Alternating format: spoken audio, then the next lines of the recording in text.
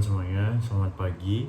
Sebelum kita menjalani aktivitas kita pada hari ini, alangkah baiknya kita mendengar sedikit kebenaran dari firman Tuhan yang berjudul Akibat Menunda dan Menunda. Sebelum itu, marilah kita bersatu dalam doa.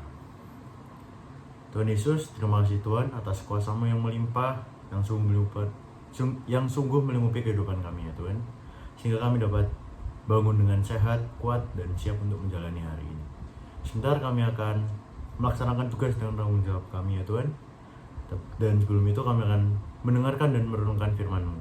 Kiranya apa yang kami baca, kami renungkan, kami dengar dapat bermanfaat dan dapat kami terapkan dalam kehidupan kami sehari-hari. Terima kasih Tuhan. Kiranya apa yang hamba-Mu sampaikan ini dapat bermanfaat bagi semua orang yang mendengarkan ini. Dalam Yesus Kristus, haleluya, amin. Jadi, judul dari renungan yang akan saya sampaikan adalah Akibat Menunda dan Menunda.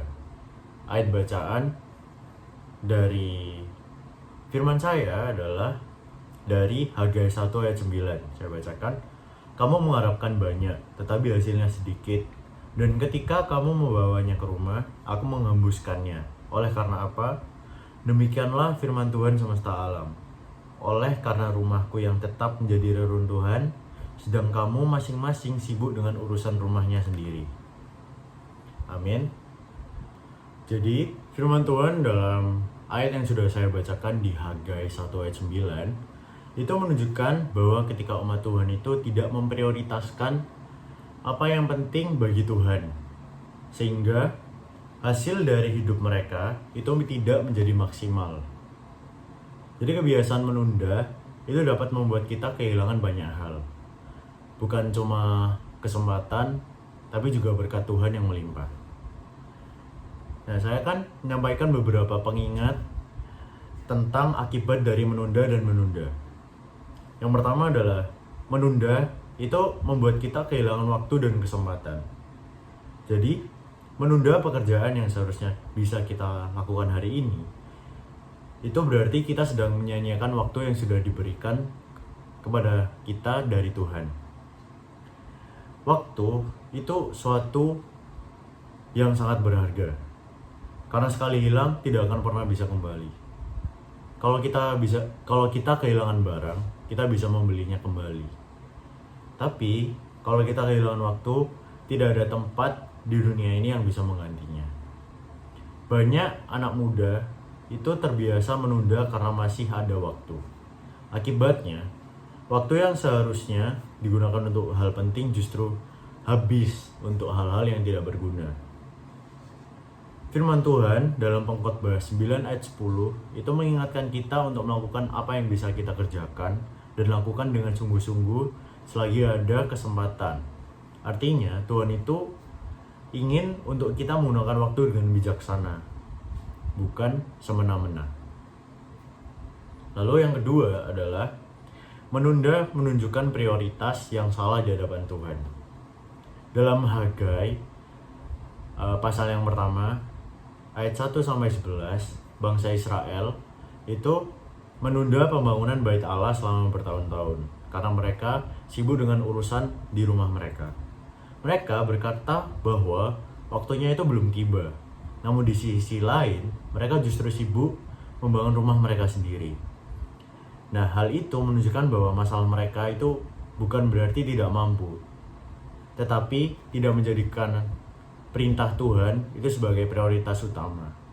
Akibatnya, Tuhan itu menegur mereka. Apa yang mereka usahakan tidak membawa hasil yang maksimal. Mereka bekerja keras, tapi hasilnya sedikit. Hal ini itu menjadi pelajaran penting bagi hidup kita.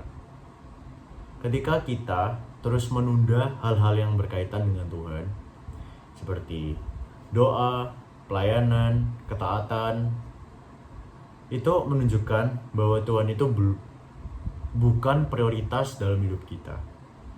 Padahal, ketika kita mengesampingkan Tuhan, kita sedang menjauh dari sumber berkat itu sendiri. Lalu, yang ketiga adalah menunda membentuk kebiasaan malas dan membawa kerugian. Jadi kebiasaan menunda itu sering sekali berakar dari kemalasan. Semakin kita terbiasa menunda, semakin sulit juga untuk kita menjadi disiplin. Alkitab itu juga mengingatkan kita dalam Amsal 24 ayat 33-34 bahwa sedikit tidur dan sedikit bermalas-malasan dapat membawa seseorang kepada kekurangan. Ini bukan hanya soal kemiskinan secara materi, tetapi juga kehilangan potensi dan kesempatan dalam hidup. Selain itu, menunda itu seringkali membuat suatu pekerjaan akhirnya tidak diselesaikan sama sekali. Apa yang awalnya hanya ditunda sebentar, bisa berubah menjadi tidak dikerjakan sama sekali. Nah, firman Tuhan itu juga berkata dalam Kolose 3 ayat 23 bahwa apapun yang kita lakukan, kita itu harus melakukannya untuk Tuhan. Kalau kita nggak punya sikap ini, kita itu tidak akan menunda-nunda. Maaf, jika kalau kita memiliki sikap yang melakukan untuk Tuhan, itu kita pasti tidak akan menunda-nunda. Karena kita sadar kalau kita itu sedang melakukannya buat Tuhan. Jadi, menunda itu bukanlah kebiasaan kecil yang bisa diabaikan. Kebiasaan ini tuh dapat membuat kita kehilangan waktu, merusak prioritas hidup, dan membentuk karakter yang malas. Sebagai anak muda Kristen, kita tuh dipanggil untuk hidup disiplin, menghargai waktu, dan memprioritaskan Tuhan apapun yang sudah terjadi. Jadi poin yang sangat penting adalah apa yang bisa kita lakukan hari ini itu lakukanlah sekarang. Karena waktu adalah kesempatan yang Tuhan berikan untuk kita bertumbuh dan menghasilkan sesuatu yang baik. Refleksi dari renungan yang saya sampaikan itu adalah dalam kehidupan sehari-hari kita itu sering menunda banyak hal, baik dalam tanggung jawab pribadi maupun hubungan kita dengan Tuhan. Kita mungkin merasa masih ada waktu, sehingga kita tidak segera melakukan apa yang seharusnya kita kerjakan. Tapi firman Tuhan mengingatkan bahwa waktu adalah pemberian yang sangat berharga dan tidak dapat digantikan. Ketika kita terus menunda, kita bukan cuma kehilangan waktu, tetapi juga menunjukkan bahwa kita belum menempatkan Tuhan sebagai prioritas utama dalam hidup kita. Oleh karena itu, kita perlu belajar untuk lebih disiplin, menghargai waktu yang sudah Tuhan berikan, dan segera melakukan apa yang benar selagi masih ada kesempatan. Amin. Terima kasih, hanya itu yang dapat saya sampaikan pada pagi hari ini. Sebelum kita melaksanakan tugas dan tanggung jawab kita pada hari ini, marilah kita bersatu dalam doa.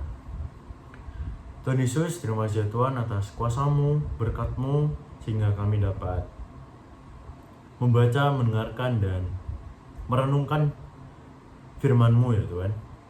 Terima kasih Tuhan, sebentar kami akan melaksanakan tugas dan tanggung jawab kami dimanapun kami berada ya Tuhan. Lindungi sertai kami, beri kami hikmat sehingga kami dapat melakukan tugas dan tanggung jawab kami dengan baik dan benar.